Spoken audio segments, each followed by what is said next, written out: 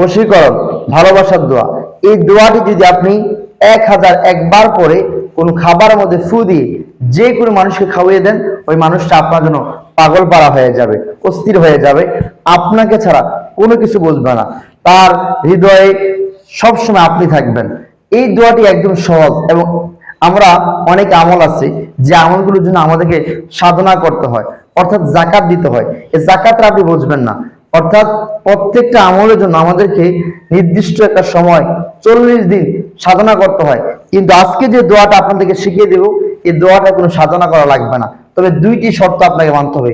এই দুইটি শর্ত মেনে যদি আপনি এই কাজটি করতে পারেন, তাহলে ইনশাআল্লাহ আপনার এই দোয়া এবং এই বশীকরণ এটা কার্যকারিতা হবে। 1 নম্বর শর্ত হচ্ছে আপনাকে পাপ মুক্ত হতে হবে, অর্থাৎ গুনাহ, গান বাজনা, অশ্লীলতা, বেহায়াপনা, সকল ধরনের পাপাচার থেকে নিজেকে মুক্ত রাখতে হবে, কোনো ধরনের কোনো গুনার সাথে যুক্ত থাকা যাবে না।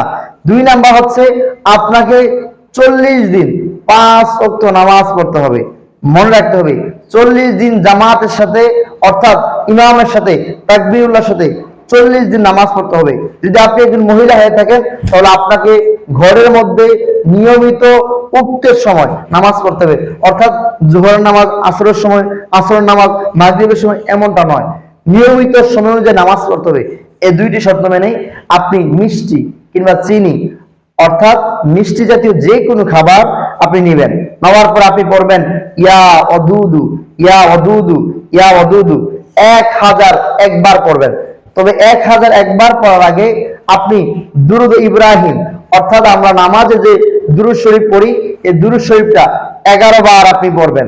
11 বার দুরুদ শরীফ পড়ার পর, বেশিও না কমও না, 11 বার পড়ার পর আপনি 1001 বার পড়বেন ইয়া ওয়াদুদু, ইয়া ওয়াদুদু। এটা 1001 বার পড়ার পর এবার আপনি পড়বেন আবার দুরুদ ইব্রাহিম 11 বার। 11 বার পরে আপনি এই খাবারটার মধ্যে ফু দিবেন।